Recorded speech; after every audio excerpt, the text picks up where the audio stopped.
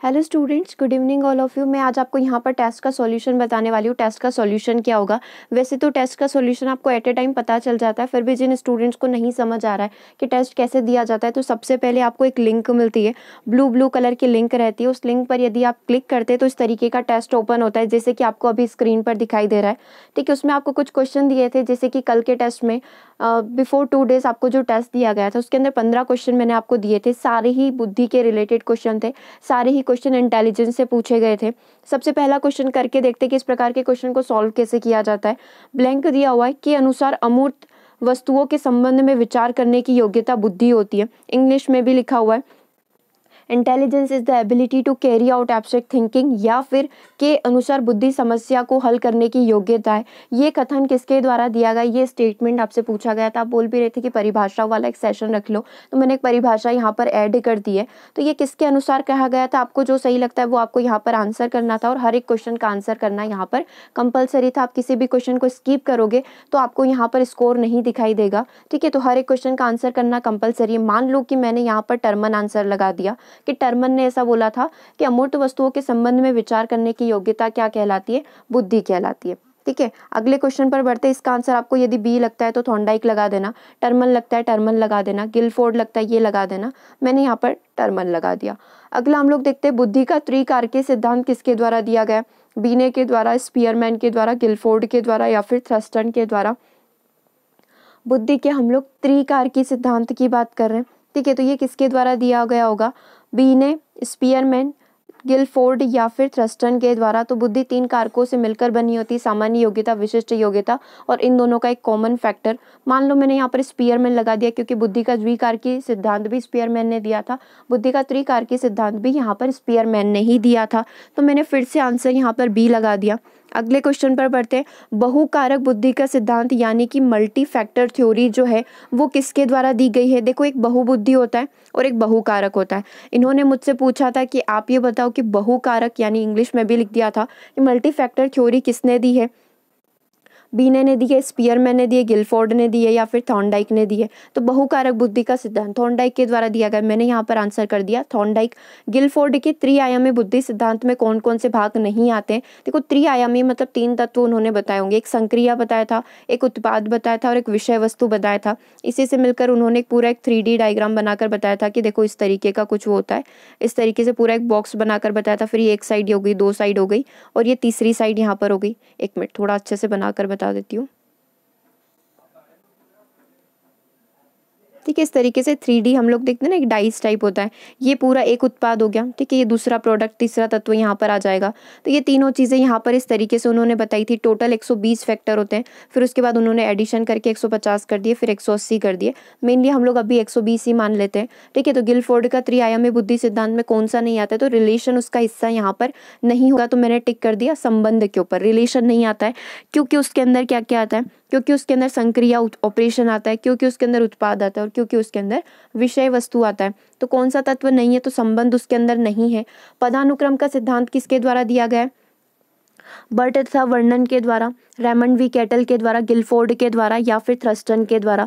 तो पदानुक्रम का सिद्धांत जो है बर्ट तथा वर्णन के द्वारा दिया गया। इन्होंने बोला था बुद्धि में सामान्य कारक होते हैं, इसमें मुख्य समूह कारक होते हैं, लघु समूह कारक होते हैं, विशिष्ट योग्यता होती है, सामान्य योग्यता होती है। ये सारी चीजें किसने डिफाइन करी थी? बर्ट तथा वर्णन ने यहाँ पर डिफाइन करी थी। ठीक है, अब थ्रस्टन ने कौन सा सिद्धांत दिया है? थ्रस्टन ने हमारा समूह कारक का सिद्धांत दिया है, एक कारकी सिद्धांत दिया है, द्वितत्व का सिद्धांत दिया है, या फिर त्रिकारकी सिद्धांत दिया है।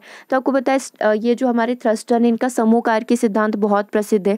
थ्रस्टन के द्वारा दिया गया समूह कारकी सिद्धांत, इसमें इन्होंने बताया कि व्यक्ति के अंदर आंकिक योग्यता होती है, शाब्दिक होती है, देशिक होती है, शब्द प्रवाह होता है, और भी तार्किक होती है, स्मरण शक्ति होती है, वर्ड फ्लुएंसी होती है कि शब्दों को बहुत फ्लुएंसी के साथ बोल सकता है। तो थ्रस्टन का सिद्धांत किस नाम से जाना जाता है? थ्रस्टन का सिद्धांत हमारा समूह कारक के नाम से जाना जाता है। अगले क्वेश्चन की बात करते हैं। प्रतिदर्श सैम्पलिंग थ्योरी किसके द्वारा दी गई है? बीने के द्वारा, थॉर्नडाइक के द्वारा, थ्रस्टन के द्वारा, या फिर थॉमसन के द्वारा। तो देखो, प्रतिदर्श सैम्पलिंग थ्योरी जो है किसके द्वारा दी गई है? थॉमसन के द्वारा दी गई। तो मैंने यहाँ पर डी आंसर कर दिया। गलती से यदि बी लग जाता है, सी लग जाता है, तो उसको आप वापस से चेंज करके कर भी सकते हो। ठीक है, थॉमसन के द्वारा दी गई। और आप इधर देख सकते हो हर एक क्वेश्चन का कितना नंबर है? 1 नंबर यहाँ पर दिया हुआ है। हर एक क्वेश्चन हमारा 1 नंबर का है। तो प्रतिदर्श सैम्पलिंग थ्योरी थॉमसन के द्वारा दी गई है। ठीक है। इन्होंने बोला था कि व्यक्ति के अंदर जनरल फैक्टर होते हैं, ठीक है। इसमें जो होता है अपने जो स्पेशल गुण है वो उनको यहाँ पर चूज़ कर लेता है। जैसे कि एक इंजीनियर हो गया तो उसके अंदर यहाँ पर जो भी बुद्धि होगी, तार्किक योग्यता होगी तो वो उसका चयन कर लेगा। एक अगर डॉक्टर हो गया तो उसके अंदर जो बुद्धि की आवश्यकता होगी वो उसको चूज़ कर लेगा। सारे फैक्टर कॉमन होते हैं, आंकिक शाब्दिक योग्यता सभी के अंदर होती है, लेकिन यदि उसे कोई स्पेशलाइज्ड करना है तो वो उसका चयन यहाँ पर कर लेता है। इसी को हमने थॉमसन की थ्योरी के नाम से जानते हैं, थॉमसन की प्रतिदर्शन या फिर सैम्पलिंग थ्योरी के नाम से जानते हैं। अगला क्वेश्चन था बुद्धि लब्धि के बारे में सही क्या है। पहला ऑप्शन दिया हुआ है बौद्धिक आयु से व्युत्क्रमी संबंध, मतलब कि यहाँ पर व्युत्क्रमी मतलब कि IQ बराबर इसके व्युत्क्रम में होगा, यहाँ पर बौद्धिक आता है क्या। अगला ऑप्शन बोल रहा है कि कालानुक्रमित आयु से प्रत्यक्ष संबंध, मतलब IQ is directly proportional to हमारी जो वास्तविक आयु होती है, ठीक है, जो रियल एज होती है उससे डायरेक्टली प्रोपोर्शनल होता है क्या। तीसरा ऑप्शन बोल रहा है कालानुक्रमित आयु से व्युत्क्रमी मतलब उल्टा संबंध होता है, IQ is inversely proportional to कालानुक्रमित आयु क्रोनोलॉजिकल एज या फिर वास्तविक आयु। तो बिल्कुल ये सही है, कालानुक्रमित आयु से उल्टा संबंध होता है, क्योंकि IQ बराबर क्या होता है, मानसिक आयु अपॉन में वास्तविक या फिर कालानुक्रमित आयु इंटू 100। मेंटल एज इंग्लिश में बोले तो मेंटल एज अपॉन में क्रोनोलॉजिकल एज इंटू 100। तो यही होता है, यही इसने बोला कि यहाँ पर कालानुक्रमित आयु से कौन सा संबंध है, व्युत्क्रम का संबंध है। व्युत्क्रम मतलब कि उल्टे साइड आएगा, नीचे की साइड आएगा, तो 1/C अपन मान सकते हैं, ठीक है। तो ये उल्टा है तो आंसर क्या हो जाएगा, C हो जाएगा। टी क्या बोल रहा था, बौद्धिक और कालानुक्रमित दोनों ही आयु से रियल रिलेशन होता है, उल्टा नहीं जाता है, सीधा जाता है। जबकि अभी अपन ने देखा कालानुक्रमित नीचे की साइड आता है, अपोजिट में आता है, बट्टे में आता है। तो आंसर यहाँ पर हो जाएगा हमारा ऑप्शन नंबर C। अगले क्वेश्चन की बात करते हैं। ने प्रतिपादित किया कि इसे बहुबुद्धि सिद्धांत कहा जाता है। हार्वर्ड गार्डनर ने किस सिद्धांत का प्रतिपादन किया था, बहुबुद्धि सिद्धांत का प्रतिपादन किया था, जिसमें उन्होंने 8 प्रकार की बुद्धि के बारे में बताया था। यदि आपसे बहुकारक बोले तो आप थॉर्नडाइक आंसर करके आना, यदि आपसे बहुबुद्धि बोले तो आपको आंसर क्या करना है, वहाँ पर हार्वर्ड गार्डनर करना है। ये बहुत बड़ा डिफरेंस है, इस चीज़ को आप ध्यान रख लेना कि अगर बहुकारक बोले, कारक में डिवाइड कर दे, टुकड़ों टुकड़ों में बांट दे, तो आप उसे क्या बोलोगे, आप उसे थॉर्नडाइक की थ्योरी बोलोगे। लेकिन आपसे बहुबुद्धि बोल दी, बहुत सारी योग्यता है जिसमें शारीरिक मानसिक सारी योग्यताएं आ जाएगी, शाब्दिक आ जाएगी, तार्किक आ जाएगी, अंतर व्यक्तित्व आ जाएगी, अंतरा व्यक्तित्व आ जाएगी, देशिक आ जाएगी, विजुअल आ जाएगी, सारी आ जाएगी। तो आपको आंसर क्या करना है, वहाँ पर हार्वर्ड गार्डनर करना है। और बुद्धि का द्विकारकी सिद्धांत किसके द्वारा दिया गया, बुद्धि का द्विकारकी सिद्धांत हमारा स्पीयरमैन के द्वारा दिया गया है, ठीक है। अगला है गिलफोर्ड जो है, गिलफोर्ड ने अपना जो सिद्धांत दिया है, ठीक है, त्रिकारकी सिद्धांत दिया है, जिसमें 3 अलग अलग उन्होंने तत्व बताए हैं।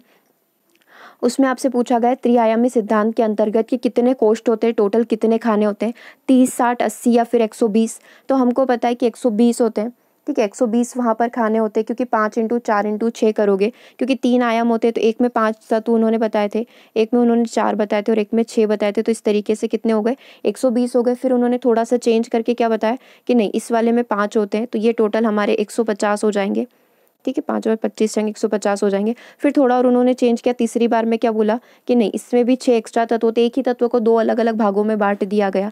तो टोटल उन्होंने फिर बाद में कितना बोल दिया कि 180 टोटल यहाँ पर खाने होते हैं उस ब्लॉक के अंदर, इस तरीके से उन्होंने बताया था। तो टोटल कितने कोष्ठ होते हैं, टोटल कोष्ठ 120 होते हैं, लेकिन उन 120 के उन्होंने क्या कर दिए थे, 2 के 2 अलग अलग भाग कर दिए थे। इस तरीके से उनका मल्टीप्लाई हम लोग करेंगे तो वो ज़्यादा हो जाएंगे, ठीक है। टोटल लेकिन कोष्ठ कितने मानेंगे हम लोग, कोष्ठ यहाँ पर 120 ही मानेंगे।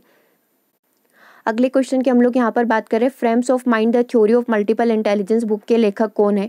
हार्वर्ड गार्डनर है, गिलफोर्ड है, थ्रस्टन है या फिर थॉर्नडाइक है। तो देखो frames of the mind the theory of multiple intelligence book के जो लेखक है वो हार्वर्ड गार्डनर है। तो मैंने यहाँ पर आंसर कर दिया मेरा हार्वर्ड गार्डनर। कैटल सिद्धांत में कौन कौन सी चीज़ें आती है, कैटल ने जो अपना सिद्धांत दिया है उसमें कौन कौन सी चीज़ें आती है, एक तो फ्लूइड आता है और एक क्रिस्टलाइज आता है। 2 प्रकार की बुद्धि होती है, ठीक है। एक तो फ्लूइड होती है और एक क्रिस्टलाइज होती है। कब दिया था, 1971 में दिया था, ठीक है। अब फ्लूइड में क्या आ जाता है, फ्लूइड में हमारे वंशानुगत कारक आ जाते हैं और क्रिस्टलाइज में हमारी सामान्य योग्यताएं आती है जिसे हम पर्यावरण से अर्जित करते हैं। तो आंसर क्या हो जाएगा, दोनों ही कारक जो है किसके द्वारा बताए गए, कैटल के द्वारा बताया गया। नन ऑफ दिस यहाँ पर नहीं होगा क्योंकि दोनों ही कारक प्रेजेंट है। अगला है बुद्धि का एक कारकी सिद्धांत किसके द्वारा दिया गया, बुद्धि का एक कारकी सिद्धांत जो है बीने के द्वारा दिया गया है। ये बोलते हैं कि आप बुद्धि को ऐसे तत्वों में नहीं तोड़ सकते हो, टर्मन भी इसके सपोर्ट में थे कि हाँ सही बोल रहे हैं, बुद्धि को ऐसे छोटे छोटे कारकों में डिवाइड नहीं किया जा सकता है। तो बुद्धि का एक कारकी सिद्धांत बीने के द्वारा दिया गया है। अगला क्वेश्चन है, बुद्धि का वैज्ञानिक मापन सर्वप्रथम किसने किया था, टर्मन ने किया था, स्टैनफोर्ड ने किया था, बीने ने किया था या फिर गिलफोर्ड ने किया था। तो बुद्धि का सर्वप्रथम वैज्ञानिक मापन जो है बीने के द्वारा किया गया है। आंसर क्या हो जाएगा, आंसर आपको यहाँ पर स दिख रहा है, मतलब कि ऑप्शन नंबर सी हो जाएगा। बुद्धि का वैज्ञानिक मापन सर्वप्रथम माना जाता है कि अल्फ्रेड बीने के द्वारा किया गया है। ओके, चलो तो यहाँ पर मैंने 15 ही क्वेश्चन कर दिए। एक क्वेश्चन में जानबूझकर यहाँ पर गलत कर रही हूँ। मान लो कि मैंने इसका आंसर यहाँ पर ऑप्शन नंबर डी कर दिया, क्योंकि आपको पता चल जाएगा जब आप आपका स्कोर चेक करोगे तो गलत आंसर होता है वो कैसे शो होता है और सही आंसर आता है तो वो कैसे यहाँ पर शो होता है। 14 क्वेश्चन मैंने सही किए, एक क्वेश्चन मैंने यहाँ पर गलत किया। अब इसको देखते हैं कि गलत आंसर कैसे शो होगा। यहाँ पर सबमिट पर मेरे को क्लिक करना था, सबमिट पर मैंने क्लिक किया। अब आगे की प्रोसेस कंप्लीट हो रही है। व्यू स्कोर यहाँ पर मैं देख रही हूँ कि मेरा कितना स्कोर आया है। स्कोर देख लेते हैं। देखो 14 स्कोर आ गया, क्योंकि 14 क्वेश्चन मैंने गलत सही किए थे।